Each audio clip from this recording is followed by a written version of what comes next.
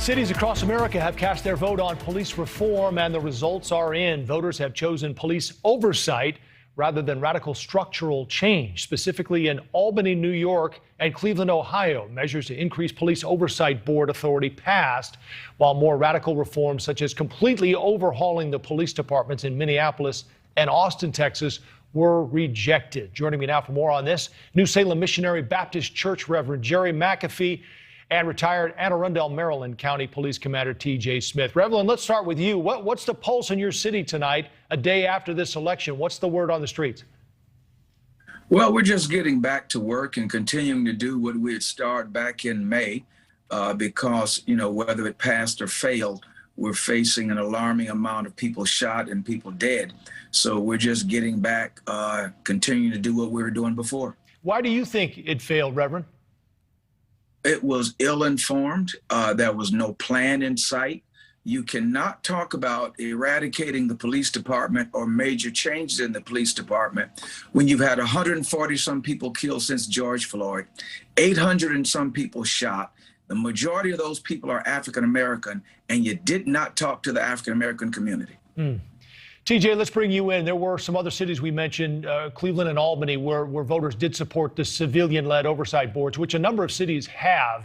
Do you think the Minneapolis plan went too far? And what do you think of these oversight committees? Well, the Reverend just hit the nail on the head. A lot of these plans seem to be just something as a reaction to what took place. And the people who are bearing the brunt of the bullets, of burying their children, aren't being consulted with these things. The people that need the protection from law enforcement aren't being consulted with, what do you want law enforcement to look like? And it isn't fair to them. And of course, again, as we continue these conversations, you're not going to find much disagreement between the activists, between politicians, and even some police that reform is necessary. But to throw the baby out with the bathwater and see people that look like me and look like the Reverend bear the brunt of being buried at this astronomical level in these American cities, and see people that don't look like me, quite frankly, leading the charge to dismantle police departments and remove police from these cities, it's a problem. And it's been rejected in some cities. And I think it's being rejected for a reason, because the people that do have a voice at the ballot box are saying, no, wait a minute, this doesn't work. But civilian oversight in some of these communities is a step in the right direction to make sure that there are some checks and balances to hold the police officers that want to abuse their power accountable. Reverend, I want to play a clip from last night's broadcast where we had Janae Bates on with us. She's with Yes from Minneapolis. She talked about the vote. Here's part of what she said. This came out of a bunch of Black and brown folks, a bunch of young folks who are ready for their communities to be safe, both from police brutality and in community harm.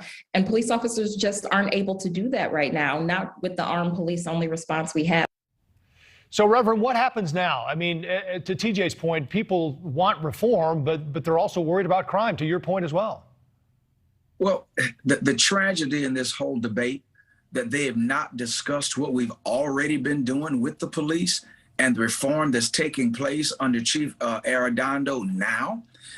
There are several things that have taken place since George Floyd that is brand new. Number one, at the time that Chauvin and everyone was this was brought to light, the chief fired them that same day.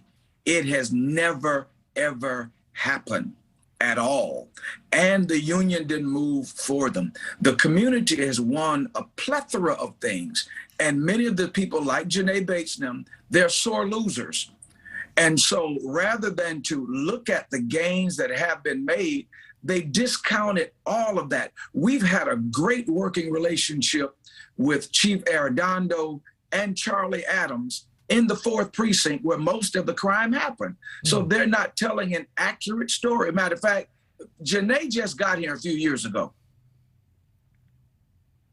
All right, TJ, despite that, there is another dynamic at play here that's unavoidable, and I'd like to get the Reverend on it as well. But TJ, let's start with you. 30% of Minneapolis officers have left over the past year. Crime is up. How do you get more officers on the street? I mean, as we know, it's not easy, and people aren't exactly, clamoring to sign up to do this right now.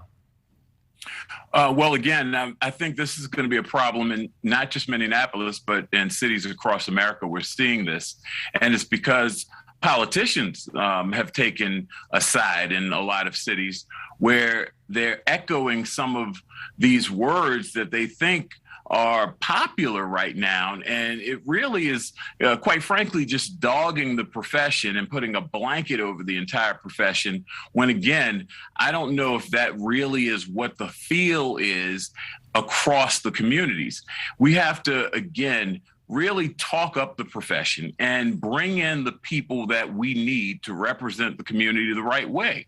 I think most people, again, want police, and they want police to do the job the right and honorable way, but we certainly cannot trash the profession and think that we're going to have a generation of law enforcement officers or people that want to become law enforcement officers when you don't have representatives who want to support you. Reverend, quickly, we just have a few seconds left. What happens moving forward?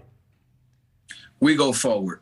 We continue to help patrol our own community in concert with the police, and we continue to try to recruit good police officers and work with Rhonda with what we have. All right. New Salem Missionary Baptist Church Reverend Jerry McAfee and retired Anne Arundel, Maryland County Police Commander TJ Smith. Great to have you both. Thank you for the time. Thank you for watching. Click the red subscribe button below so you can get more of NewsNation's fact-driven, unbiased coverage.